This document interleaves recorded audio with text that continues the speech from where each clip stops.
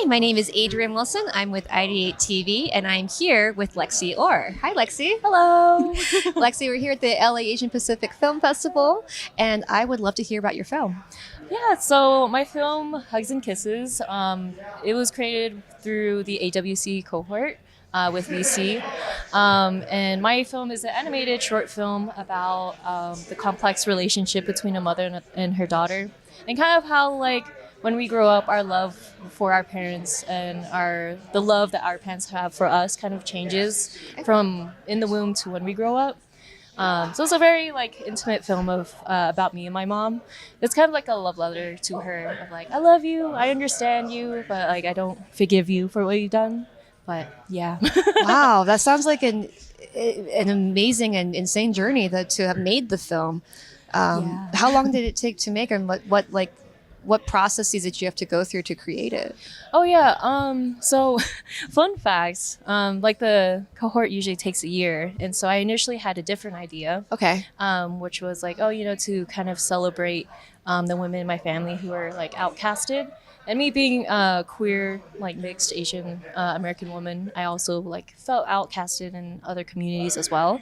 But stuff happened last year, and I had to pivot to a different direction for my film. And it was kind of basically essentially I can't ignore this event that happened. I kind of have to face it head on. And that's why I kind of made Hugs and Kisses. So instead of having the full year to make it, I had to make it in 4 months, 5 months, Wow. which for animation shorts is kind of crazy. But my team was amazing; they slayed so hard. Did you animate it yourself? Do you have a history in animation, or? Oh yeah, I graduated at Cal State Long Beach with a major in animation. Fun fact though, I don't like anime. Oh no, that's hilarious. Yeah. I'd rather do everything else in the pipeline aside from animation. Okay. So I have my friends are amazing animators. So I'm like, can you please do it for me? I do the storyboards, the writing, I'll composite and everything, but please animate it. Just leaning on that community. No, literally. And I appreciate them so much. That's very cool. What made you choose your team? Honestly, majority of my team was friends from college or friends who also worked on my first film, Broken Mosaic. And they're just such great people to work with. I also reached out in the Asians in animation community, and I met so many great people there, and they worked so hard on my film too. They came out with such great work. So I'm actually meeting a few of them for the first time today, which I'm super excited about. That is super cool. Yeah. Okay, I have one other question. Yeah. Your previous film, which Broken Mosaic, which you just mentioned. Yeah. And then this one, connection between the two? Do you see a through line for yourself with what you want to say as a filmmaker? Definitely, at least as a filmmaker, I feel like all my films kind of are connected in a way of identity and connection. If you look at my two films, though, they're very different from each other, because Broken Mosaic was actually a punk rock song that my friends and I made about my brother and I's experience as a mixed Asian American kid, and how we never really fit anywhere. And then Hugs and Kisses is about my own relationship with my mom. So although they're very two different styles, Hugs and Kisses, by the way, is has a childhood illustration kind of look. So punk rock collage, and then child book. Very different. But still family based, still relationship based. Yeah, very family, relationship based, and kind of a way for me to explore my identity and my community. And I think that's probably the main core of a lot of my films. Sure. Yeah. What did you discover about yourself with making this film? Honestly, kind of I thought I reached a point where, I kind of fully forgave my mother, but I kind of realized that I'm still processing a lot. And I still love her, and I growing up, I understand her even more, but I feel I'm still not at that point to be able to be completely vulnerable with her.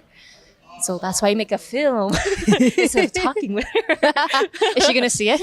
No. Oh, okay. I didn't even tell her that at a screening today. Maybe someday. Yeah, someday. Probably I feel this would be a film I would want to watch it with her privately. Okay.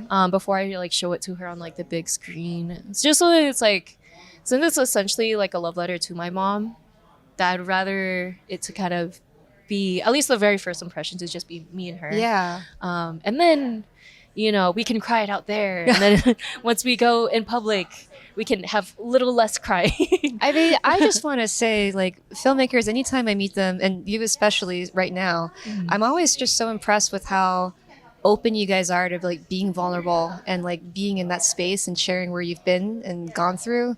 Because I think that's so important, especially like today. That's not a question. I just wanted to say it. Oh, thank you, man. But going back to this film, is there something that somebody who had no idea what the film was about, what would you want them to walk away with? I guess like, oh no, the tears. I guess like for them to kind of have the urge to like reflect with their relationships with their parents, maybe even give them a call, or maybe at least like no matter what type of relationship they have with their parent, whether it be like good, bad, rocky, complex, so at least maybe just contemplate about it and like give it thought on either like the next step in the relationship if they want to go with that, or maybe like they find closure within their own selves without reaching out to them.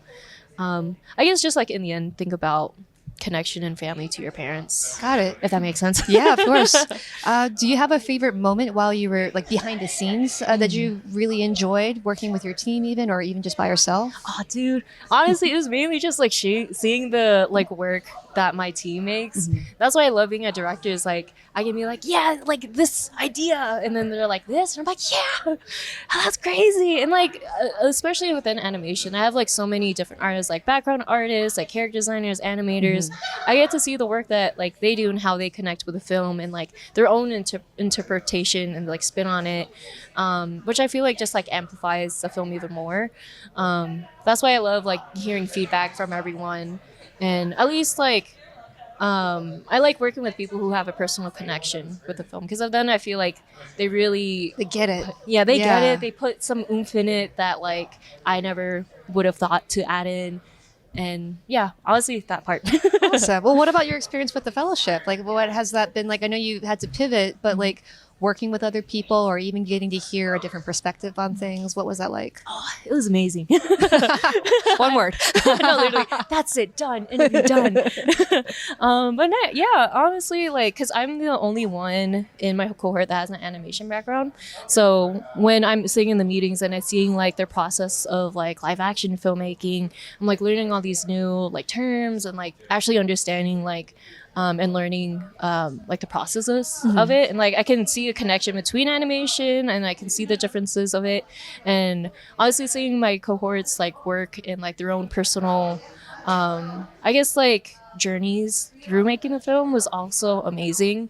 And I feel like the community of AWC and that VC kind of accumulates and cultivates is such a beautiful thing, and I feel like it's just gonna stay forever in my heart. And I'm like, oh, love VC, love AWC. Everything about you is just so freaking wholesome.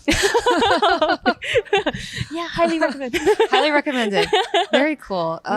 Okay, so ideas for your next film already, or? Oh yeah, I'm actually writing a few shorts and writing a feature. Oh wow. Yeah, never done that before. But here we are. Well, you just got to keep going up, up and up. Literally, man. Yeah. And there's still more trauma to Well, there you go. That's also the process. Therapy's too expensive, man. Whatever it takes. Yeah. But yeah, at least for the feature film I'm thinking about, this one will kind of impact like my identity of like growing up being queer. My mom was Filipina, a Catholic Filipino. My dad was white Japanese U.S. Navy. So very much against queerness and everything. So it'll kind of be about that, and also me feeling like I need to assimilate into the American culture and stuff. It was also kind of like a love story between me and my girlfriend, who and at least when she told me stories of folklore from Mexico, because she's also from Mexico, I noticed like the stories like La Lechuza and the Manananggal are very similar. And so at least that's why I want to explore in this feature film. Yeah. Sorry, I rambled a little bit. That's not a rambling at all. I just love that, like, I mean, maybe the through line is just trauma, but no, in a healthy way, in a positive way. But Lexie, I'd like to share with our viewers where they can find you and support you on your journey. Oh yeah, of course. Lexie.orr arts. Instagram. Okay, very cool. Yeah. Thank you so much for your time. It was wonderful to meet you. Yeah, of course. Thank you so much. I'll I give you. appreciate it. Yeah.